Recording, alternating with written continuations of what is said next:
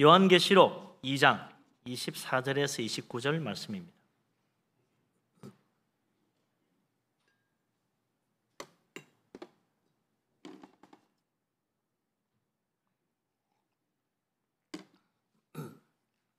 다 같이 한 목소리로 요한계시록 2장 24절에서 29절까지 말씀을 받들어 읽습니다. 두아디라에 나와 있어 이 교훈을 받지 아니하고 소위 사탄의 깊은 것을 알지 못하는 너희에게 말하노니 다른 짐으로 너희에게 지울 것이 없노라. 다만 너희에게 있는 것을 내가 올 때까지 굳게 잡으라. 이기는 자와 끝까지 내 일을 지키는 그에게 만국을 다스리는 권세를 주리니 그가 철장을 가지고 그들을 다스려 질그릇 깨뜨리는 것과 같이 하리라.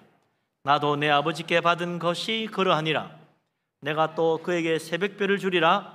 귀 있는 자는 성령이 교회들에게 하시는 말씀을 들을지어다. 아멘. 설교를 위해서 저는 잠시 마스크를 벗겠습니다.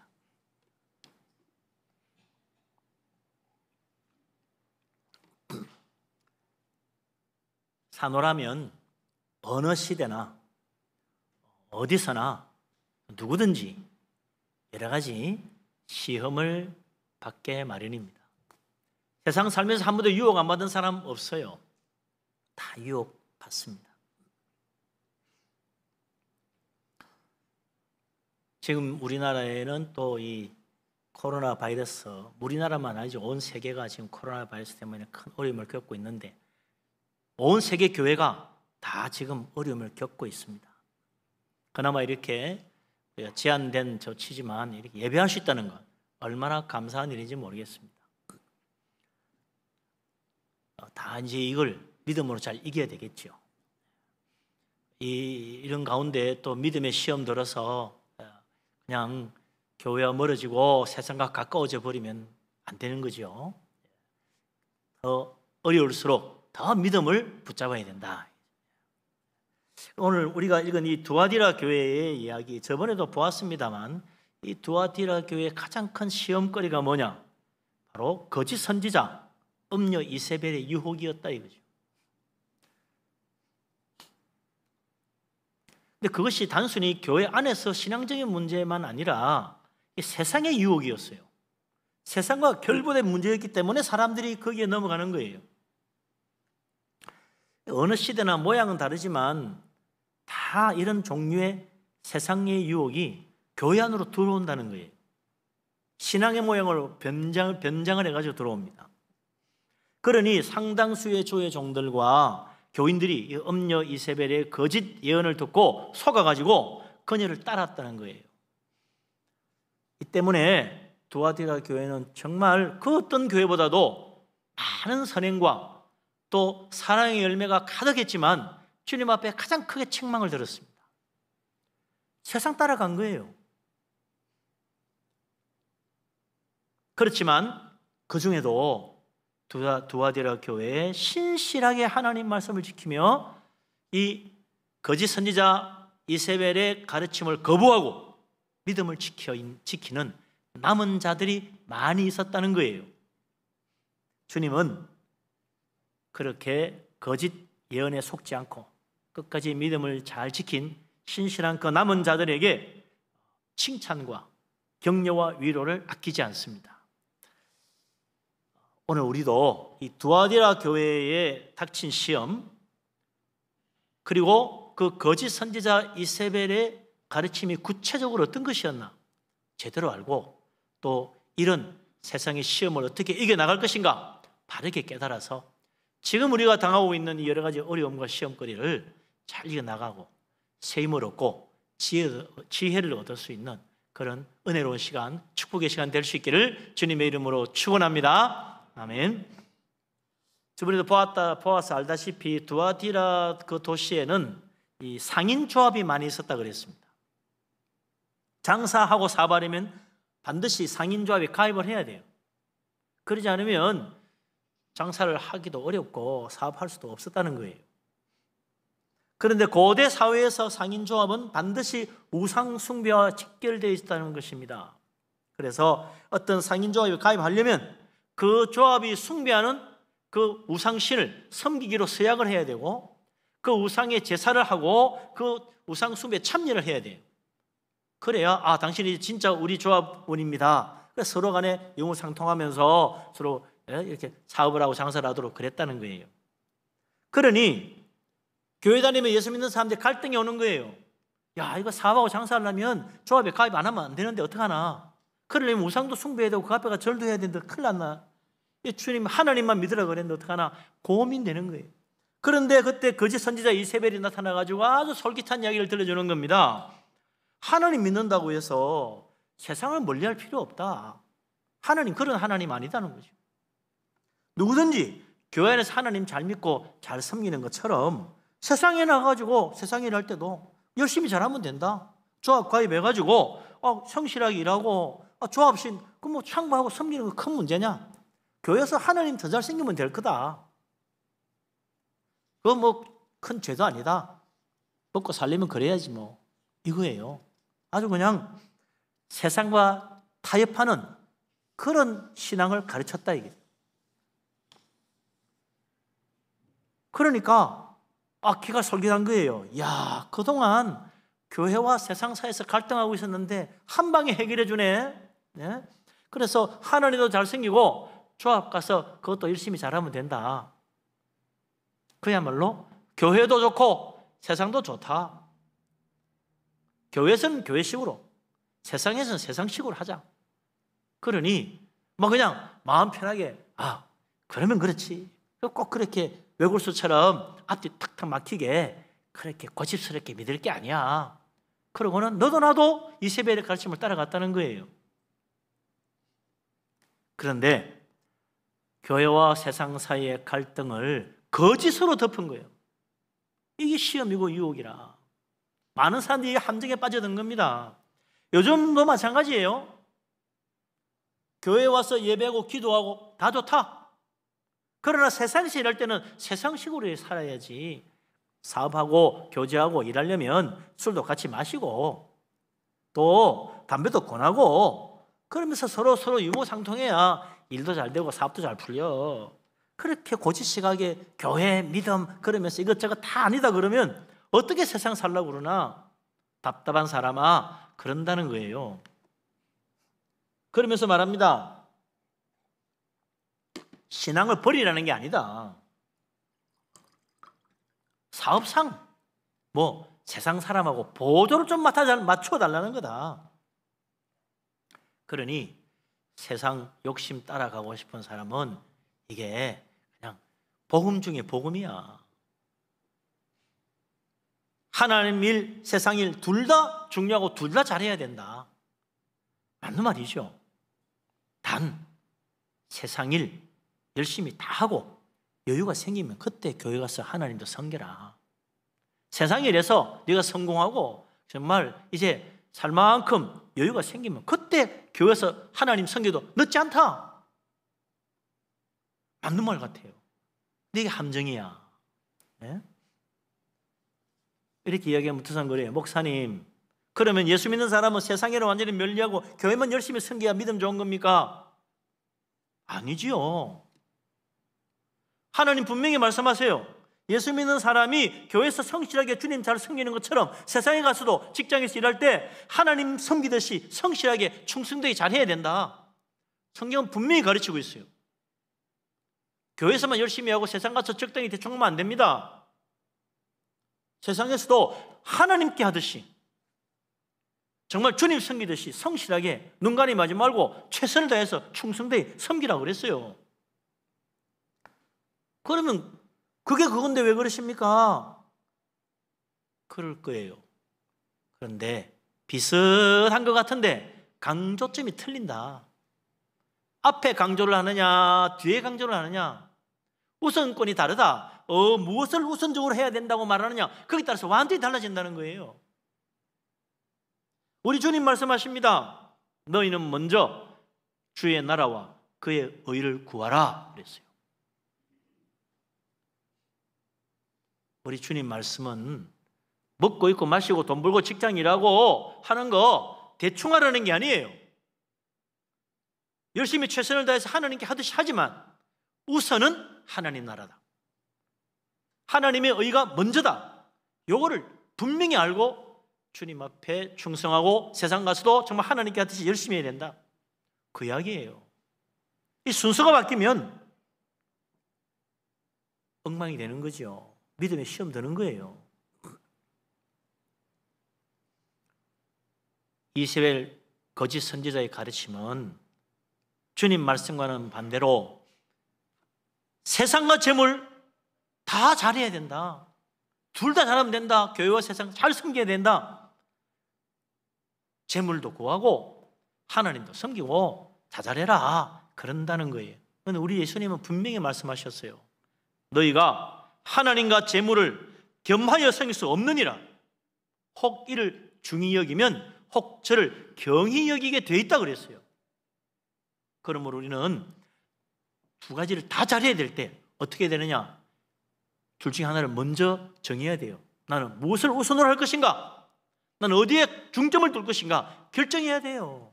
그러고 나서 둘 다 열심히 잘해야지. 안 그러면 우리는 세상에 끌려갑니다. 사탄의 가르침은 교묘해요. 처음에는 그렇게 말합니다. 하나님과 재물을 다 같이 잘 섬겨라, 그러면 된다. 그러다가 조금 지나면 어떻게 하느냐? 하나님보다 재물을 더 사랑하도록 이끕니다. 세상을 더 많이 섬기도록 우리를 이끌어가요.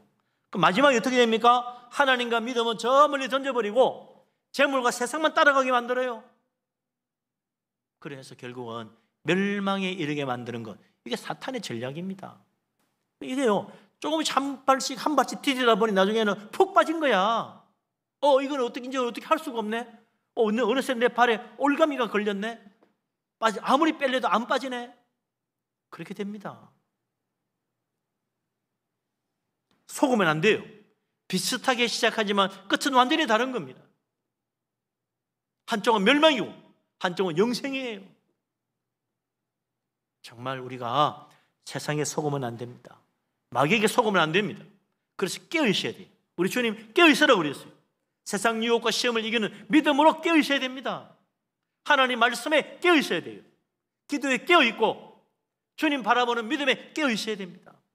그러지 않으면 우리는 어느새 영적인 깊은 잠에 빠지고 마는 것입니다. 그러다 보면 깨어나지 못하고 사탄의 제물이 된다 이거죠. 우리 주님 말씀하십니다. 하나님 나라와 그 의를 먼저 구하라. 하나님과 재물을 똑같이 섬길 수 없다. 믿음 안에 깨어있어야 된다. 우리 하나님 말씀 붙들고 세상의 모든 유혹과 사탄의 시험을 이기고 믿음으로 승리하는 깨어있는 그리스도인 될 수 있기를 주님의 이름으로 축원합니다. 아멘. 참 다행스러운군요. 그래도 두아디라 교회에 음녀 이세벨의 거짓 가르침을 받아들이지 않는 신실한 믿음의 사람들이 상당히 많이 남아 있었다는 것입니다. 다 넘어간 줄 알았더니 아니더라 이거죠. 그래서 주님은 두아디라 교회에 남아있는 자들에게 위로와 격려의 말씀을 주십니다. 24절, 25절 우리가 읽은 말씀 첫 부분이죠. 같이 한번 읽겠습니다. 두아디라에 남아있어 이 교훈을 받지 아니하고 소위 사탄의 깊은 것을 알지 못하는 너희에게 말하노니 다른 짐으로 너희에게 지울 것은 없노라. 다만 너희에게 있는 것을 내가 올 때까지 굳게 잡으라. 아멘.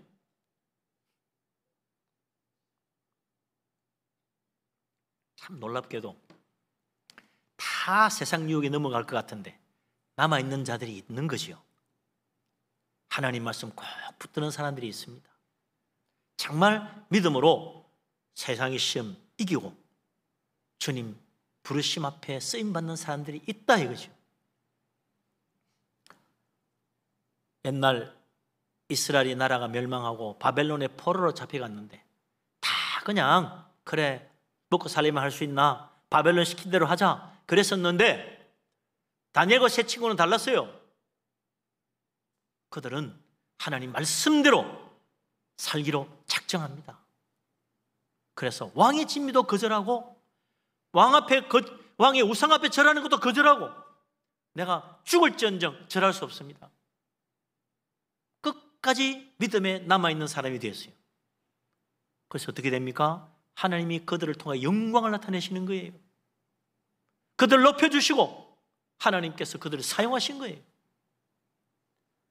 하나님은 오늘도 남아있는 자, 믿음으로 주님을 붙드는 자 찾으십니다. 우리 하나님 오늘도 정말 신실한 믿음으로 이 세상 죄악의 유혹 흔들리지 않고 세상이 뭐라고 하든 세상 따라가지 않고 주님 말씀에 귀를 기울이고 주님 말씀 붙들고 나아가는 사람, 그 사람 기뻐하시고 축복하실 것입니다. 우리 하나님 오늘도 우리를 부르시는 그 자리, 정말 믿음으로 굳게 설 수 있는 축복된 그리스도인, 믿음 안에 남아있는 하나님 기뻐하는 사람 되시기를 주님의 이름으로 축원합니다. 아멘. 그래서 이 말씀은 오늘 이 시대를 사는 우리에게도 똑같이 주시는 위로의 말씀이다. 참 코로나19 때문에 이런 어려움 당할 줄 누가 알았겠습니까? 그야말로 뭐 한순간에 교회가 다 반쪽알이 났어요. 반쪽알이. 심지어 어떤 큰 교회들은 뭐 20%, 30%, 10%까지 떨어진 교회도 있어요. 어떻게 이럴 수가 있나? 상상을 초월한. 그래도요, 신실하게 주님을 붙들고 그래도 믿음으로 주님의 교회를 지키며 예배하며 주님 섬기는 자들이 있습니다. 이 세상은요, 온갖 물질 만능, 황금 만능주의가 판을 치고 있어요. 코로나19로 뭐 난리가 나도요, 장사하고 사업하고 돈 벌고 일하는 데는요 아무 소리 안 합니다. 아무 소리 안 합니다. 이 세상이 얼마나 쾌락주의에 빠져 있는지, 뭐 술 마시고 뭐 유흥가에서 밤새도록 놀고 떠들어도 아무 소리 안 해요. 오히려 미국 보세요. 저래 난리가 났는데도 하루에도 몇천 명씩 오는데도 그냥 문 열어라, 문 열어라. 막 오히려 말이죠, 우리 못합니다. 그래 무조건 열어라는 거야. 학교도 열고 다 열어래. 지금 상황은 상황이 아닌데도. 왜요? 경제가 돌아야 되니까, 돈이 돌아야 되니까 그렇게 하라는 거예요. 세상은요, 물질이 최고의 우상신입니다. 돈이 최고의 신이에요. 거기에 다 매여갑니다. 그러면서 한쪽 구석에서는 온갖 비리와 거짓이 다 숨겨진 채로 횡행하고 있어요. 참, 저런 훌륭한 분이 있나 했는데 본이 아니야. 저런 사람이 저랬나 깜짝 놀래요. 정말 훌륭한 사람 같은데 뒤집어 보면 아닌 게 있다 이거죠. 그렇게 세상은요 다 덮고 갑니다. 가리고 갑니다.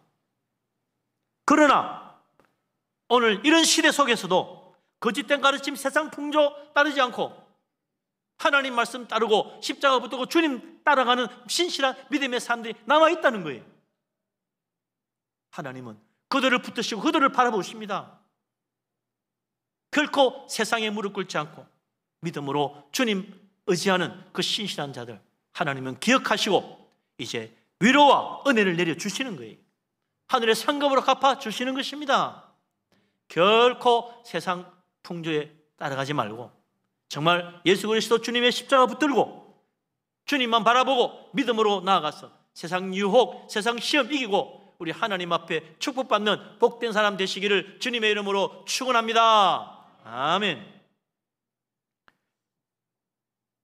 우리 하나님 오늘도 정말 신실한 사람 찾으십니다. 참 어렵지요? 어려워요. 사사기 6장에도 보면 이스라엘이 기드온의 미디안의 큰 위협을 받고 막 그들에게 수차를 당하는데 정말 삭슬이 못이 다 뺏어가는 거예요. 그래서 기드온이 타작을 해야 되겠는데 어찌나 그들의 감시가 심하고 무섭게 뺏어가는지 동굴 속에 숨어가지고 거기서 타작을 하고 있는 거예요. 그때 하나님의 천사가 기드온을 부릅니다. 하나님의 용사여, 하나님이 너와 함께 하시는도다. 그때 기드온이 말합니다. 하나님이 함께 하시다니요, 그렇다면 우리가 이렇게 됐겠습니까? 그 옛날 출애굽할 때 놀라운 이적을 나타내시고 40년 광야 생활 동안 놀라운 표적을 보여주신 그 하나님 어디 가 계십니까? 하나님 우리를 버리신 거예요. 그런데 하나님은 이스라엘을 버리고 멀리 떠난 게 아니었어. 하나님은 그 이스라엘 가운데 고난 가운데 환난 속에서 믿음을 지키며 하나님이 비록 300명을 세워서라도 미디안의 바다에 모래처럼 많은 적을 물리칠 수 있다고 믿고 나아갈 수 있는 사람이 있는가 찾으신 거예요. 그래서 기도원을 부르신 겁니다.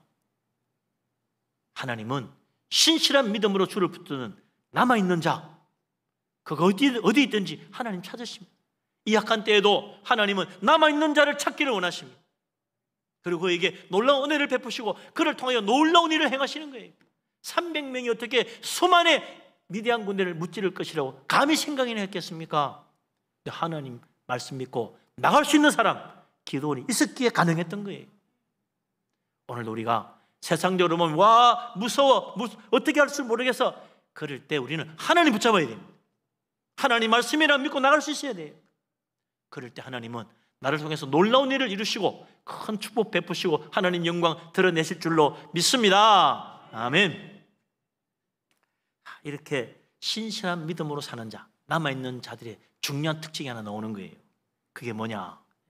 24절 하반절에 보니까 소위 사탄의 기쁜 것을 알지 못하는 너희들이라 그랬어요.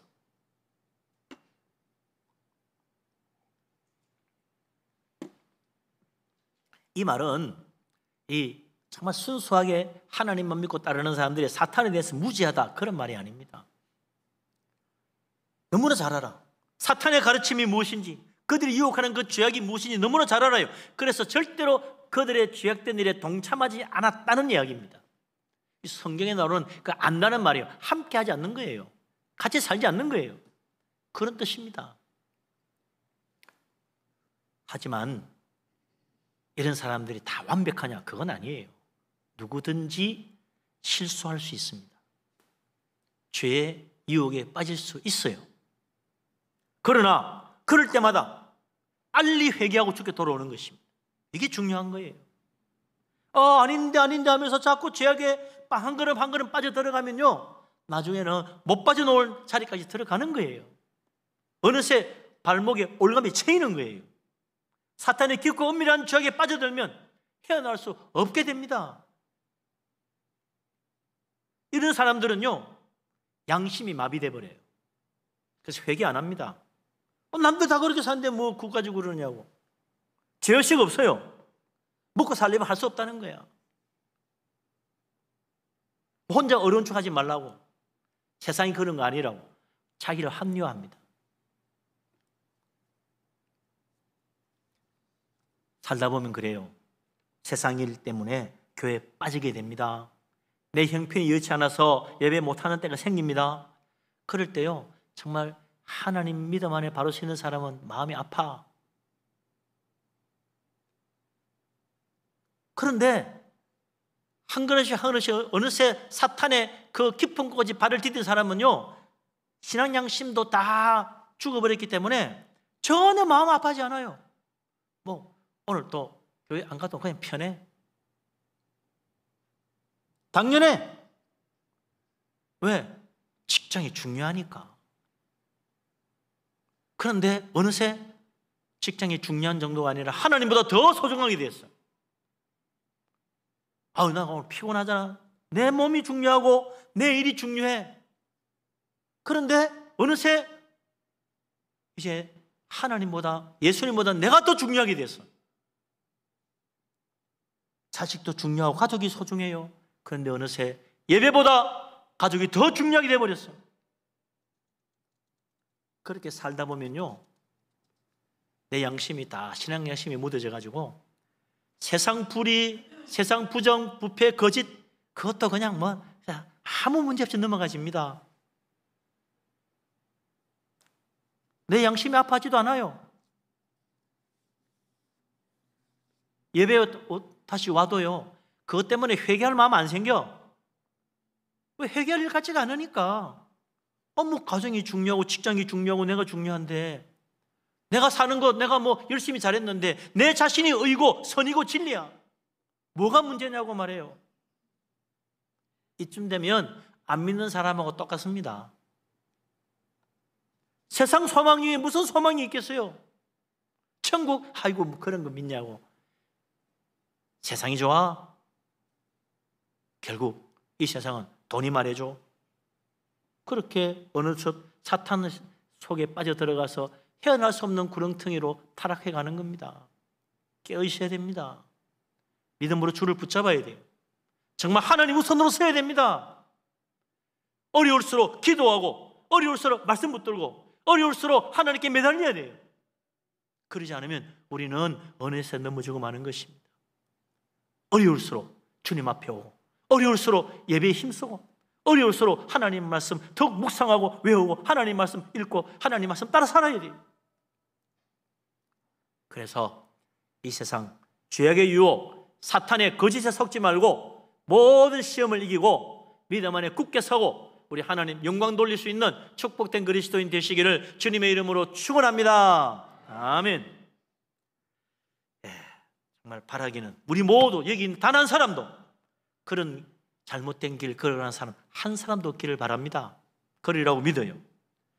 사탄의 깊은 곳까지 내려가면 끝장입니다. 저도 예배 시간 기억하고 하나님 앞에 나와 예배하는 사람 하나님 반드시 붙들어 주십니다. 우리 주님 말씀합니다. 그런 사람은 사탄의 깊은 곳까지 알지 못하는 자다. 그까지 안 들어갔다. 참 연약해 보이는 믿음이지만요, 참 별것 아닌 예배 같지만 이것이 우리를 저 사탄의 깊은 곳까지 들어가지 않도록 받들어 주는 거예요. 얼마나 놀라운 은혜인지 모릅니다. 그래서 주님은 이런 큰 어려움과 환난과 시험 가운데 있는 사람에게는 말씀합니다. 다른 짐을 너에게 지울 것이 없다. 네가 지금 붙들고 있는 그 믿음을 굳게 잡아라. 네가 가지고 있는 그 믿음을 지키는 게 중요하다. 네 믿음은 그냥 믿음이 아니야. 시험을 이긴 믿음이야. 사탄의 유혹을 견디는 믿음이야. 그 믿음이면 충분하다. 그 믿음을 굳게 잡으라고 말하는 거예요. 거짓 선지자 이세벨의 가르침, 세상의 유혹, 세상의 그 온갖 악한 거짓된 말에 속으면 안 됩니다. 주님 믿는 믿음 굳게 붙잡는 사람 되시기를 바랍니다. 우리 하나님 이제 이 사탄의 거짓을 따르지 않고 주님 말씀 붙드는 그 사람 하나님이 은혜를 베푸시고 마침내 영광스러운 멸관 서게 해주십니다. 큰 상을 주십니다. 하나님 그냥 가지 않아요. 상 주세요. 무슨 상 주시나? 이게 보니까 우리 주님 말씀하십니다. 영광스러운 멸관. 주님이 다 예배해서 주세요. 주님 붙드는 믿음이 참 중요하다. 주님을 굳게 붙잡아야 됩니다. 예배 잘 드리고 정말 기도 열심히 하고 하나님 말씀 다 묵상하고 그래야 된다. 그러니까 누가 그래요? 몇 달 전만 해도 목사님 교회 코로나 무섭다고 교회 문도 다 걸어 잠그더니 이제 와서 교회 나오라 그러십니까? 왜 앞뒤가 안 맞습니까? 그런 말 할지 몰라요. 아직 코로나19 해결되지도 않았어요. 모순된 소리 하지 마세요. 그때는요, 무서운 질병이 퍼지는데 그냥 우한에서 수천 명이 쓰러져서 죽고 나빠지고 길거리에 시체가 나뒹굴고 나는데 무슨 병인지 몰라 지금. 이게 지금 우리나라에 들어오기 시작했어요. 끔찍한 거야. 예? 야, 이 무슨 병인데 이럴까? 전염병인데 모이면 안 된단다. 그러니 참으로 교회를 보호해야 되잖아요. 여러분요, 우리 교회 장로님이나 저나 그래요. 교인들을 보호하는 게 제일 중요해요. 여러분의 믿음도 지켜줘야 되고 여러분의 건강도 지켜야죠. 그래서 교회를 보호하는 마음에서 참 가슴 아프지만 교회 문을 닫았던 거예요. 근데 한 달쯤 지나고 나니까 정체가 다 드러났어. 이게 코로나 바이러스구나. 언제 시작됐지? 작년 2019년에 시작됐대. 그래서 코로나19라 불러요. 이게 바이러스 종류는 감기나 독감 바이러스 비슷한데 독성이 무섭다. 몇십 배다 이거. 그러니 마스크 잘하고 손소독 잘하면 다 감기 예방하듯이 할 수 있다. 2m 이상 떨어지면 마스크 벗어도 될 만큼 안전하다고 한다. 그러니 예배 시간 마스크 꼭 쓰고 있으라는 겁니다.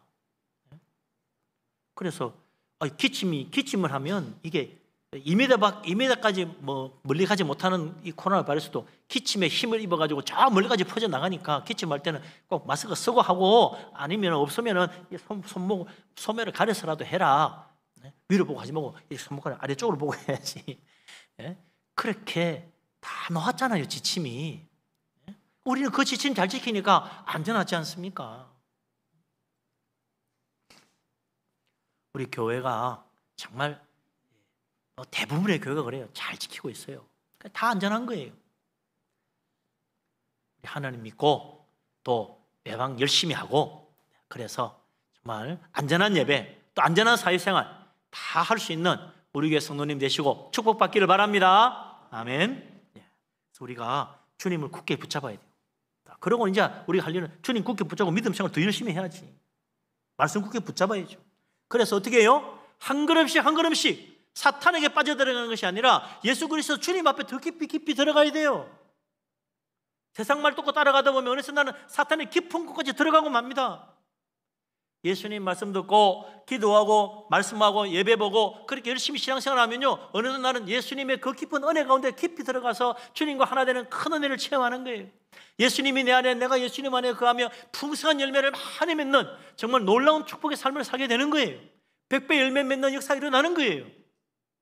기도하고 정말 산이 옮기는 것 같은 놀라운 일이 일어날 수 있는 거예요. 믿음이 자라야 됩니다. 주님 앞에 더 깊이 들어가야 돼요. 그래서 사도 바울이 에베소 3장 17절, 18절, 19절에서 참 중요한 말씀을 해줍니다. 이거 한번 읽어보십시다. 중요한 말이에요. 에베소서 3장 17, 18, 19절 석절을 읽겠습니다. 에베소서 앞으로 가서 319쪽인가요? 에베소서 3장 312쪽 3장 17, 18, 19절 같이 읽겠습니다.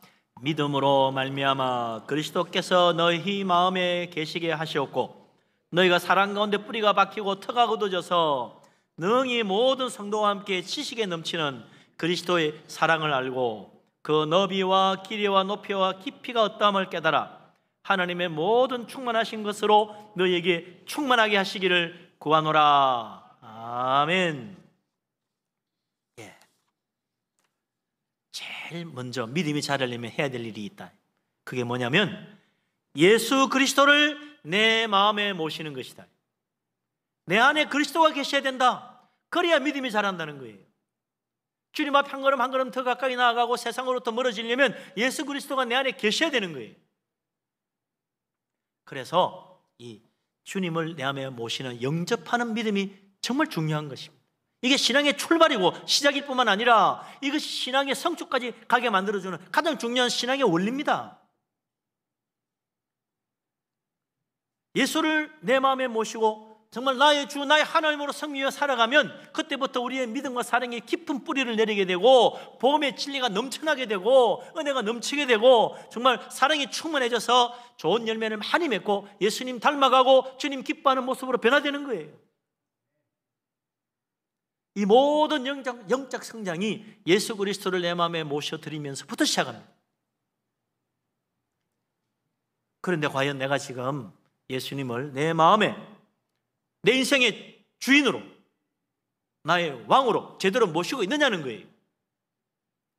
많은 사람들이 예수 믿고 주님 모신다고 하는데 주님이 내 안에 계시긴 하는데 내 인생의 구경꾼 만드십니다. 주님 잘 보세요, 나 잘하고 있어요. 그리고 점수 잘 매겨주세요. 내 인생 점수 매기는 참관인으로 생각합니다. 내 신앙 열심히 잘하고 있으니까 이제 100점짜리 됐겠지요, 하나님? 예수님을 그저 구경꾼, 참관인, 내 인생, 내 신앙 점수 매기는 분으로 만들면 안 됩니다. 예수님은 나의 왕이요, 나의 목자요, 나의 주인입니다. 주님께 물어야 돼요. 주님 어떻게 하면 되겠습니까? 해야 됩니까? 말아야 됩니까? 주님 무엇이 하나님의 뜻입니까? 주님이 기뻐하시는 것이 이것입니까? 아닙니까? 하나님께 물어야지. 정말 예수님을 나의 주님으로 제대로 모셔야 돼요. 참으로 나의 왕으로 제대로 섬겨야 돼요. 우리는 주님이 이끄시는 목자요. 목자는 양이요. 우리는 양이요. 주님 우리 목자요. 우리는 양이요. 하나님 우리 왕이요. 우리는 그 명령에 복종하는 주의 백성이요. 주님을 섬기는 주의 종이라 분명하게 주님 앞에 바로 서야 됩니다. 주님 하라고 하는 일에 열심과 충성을 다해야죠. 주님 가만히 계세요. 내가 알아서 다 할 테니까 열심히 잘하면 점수 많이 주세요. 이거 아니라는 거예요. 주님을 정말 나의 왕, 내 인생의 주인, 내 삶의 목자로 제대로 모시고 살아가면 믿음이 잘합니다. 하루가 다르게 잘합니다. 어느덧 나중된 자 먼저 됩니다. 그러나 정말 주님이 내 안에 진정한 나의 왕이 되지 못하면 나는 어느새 먼저 된 줄 알았더니 저 나중되고 마는 거예요. 예수님 내 안에 참으로 나의 왕이 되시면 내 신앙이 깊어집니다. 세상 유혹을 이기는 힘이 생깁니다. 내가 주님을 굳게 붙잡고 있으면 주님이 그 더 크고 강한 손으로 나를 더 굳게 붙잡아 주는 거예요. 그래서 절대로 흔들리지 않습니다. 넘어지지 않습니다. 이기고도 남습니다. 우리 하나님 믿으시기 바랍니다. 주님을 정말 나의 왕으로 모실 수 있기를 바랍니다. 주님 정말 섬기는 그 믿음 가운데 놀라운 축복으로 강건해지고 세상의 시험을 이기고 하나님께 영광 돌리는 축복된 그리스도인 되시기를 주의 이름으로 축원합니다. 아멘. 그래서 우리가 이렇게 믿음이 자라가려면 말이죠, 주님을 나의 왕으로 모시고 교회와 가까워져야 돼요. 예배에 열심을 내야 돼요. 기도에 힘을 쏟아야 돼요. 말씀을 더 열심히 읽어야 돼요. 교회 봉사, 교회 성김에 더 헌신해야 돼요. 그래서 세상과 가까워지는 것이 아니라 주님과 더 가까워져야 됩니다. 나의 왕으로 모시지 않으면 우리는 어느덧 교회는 멀어지고 세상이 가까워지게 됩니다. 주님은 작아 보이고 세상이 커 보여요. 왜? 세상에 가딱 붙어 있으니까 커 보이지.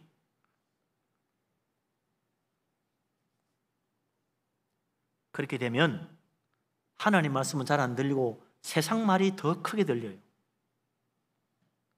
기도보다는 내 노력이 더 중요한 것 같아. 나는 지금까지 어떻게 살아왔습니까? 정말 예수님이 나의 왕이십니까? 정말 주님이 내 안에 나의 주인이 되어 계십니까? 그렇다면 내 믿음은 아주 깊은 주님의 은혜 가운데 예수님이 내 안에, 내가 예수님 안에 주님과 내가 하나 되는 놀라운 축복 가운데 사는 거예요. 정말 기도하고 산에 옮기는 일이 일어나고 하나님께 영광 돌리게 되는 거예요. 그러나 사탄의 유혹에 점점 더 깊이 빠져들어가는 자, 세상 사랑하는 사람, 나중에는 천국과 더 멀어져 버리고 이 놀라운 축복 누릴 수 없는 세상에 얽매인 사람 되고 맙니다. 주님 붙드시기 바랍니다. 주님을 꼭 붙드는 사람 되고 정말 주님을 온전한 나의 왕으로 섬겨서 세상의 풍성한 축복, 놀라운 은혜 응답 다 받게 되기를 주의 이름으로 축원합니다. 아멘. 하나님은 시험을 이기는 사람 큰 상을 주세요. 뭔 상을 주시나 구체적으로 나옵니다. 26, 27, 28절 석절을 읽겠습니다. 이기는 자와 끝까지 내 일을 지키는 그에게 만국을 다스리는 권세를 주리니 그가 철장을 가지고 그들을 다스려 질그릇 깨뜨리는 것과 같이 하리라. 나도 내 아버지께 받은 것이 그러하니라. 내가 또 그에게 새벽 별을 주리라. 아멘. 이기는 자, 끝까지 주의 일을 감당하는 자, 하나님께서 만국을 다스리는 권세를 상으로 주신다는 겁니다. 이게 바로 진짜 금면류관이요. 면류관이 누가 쓰는 겁니까? 왕이 쓰는 거라고 그랬잖아요. 하나님 우리에게 금면류관 주신다니까 폼만 잡아라는 게 아닙니다. 왕 대접만 받고 살아라는 게 아니에요. 진짜 왕의 권세를 누리게 만들어주는 거예요. 만국을 다스리는 권세, 무슨 만국? 저 하늘나라 만국 아니에요. 이 세상에 있는 만국입니다.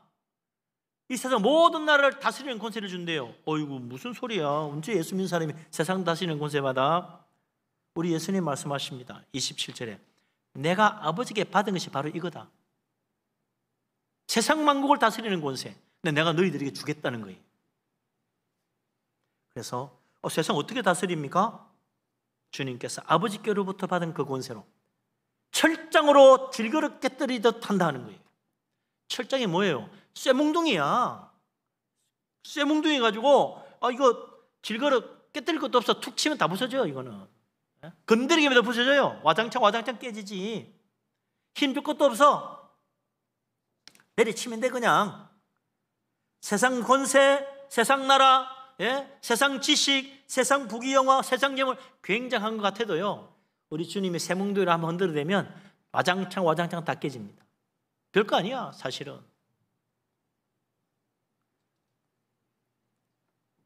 저번에도 봤지만 에스더 왕후, 어떻게 나라와 민족을 구했습니까? 페르시아 제국의 최고의 권세를 누리는 하만, 진짜 날아가는 새도 떨어뜨리는 권세였어. 그런데 에스더 왕후 사흘 금식에 완전히 허물어졌잖아요. 기도의 능력입니다. 믿으시기 바랍니다. 기도가 얼마나 강력한 쇠몽둥이냐 말이죠. 세상 권세 한순간에 넘어뜨릴 수 있어요. 지식, 교수님, 박사님 대단한 것 같지요? 주님의 몽둥이 앞에 그저 여집시 무너지는 거예요. 한 방 깨집니다.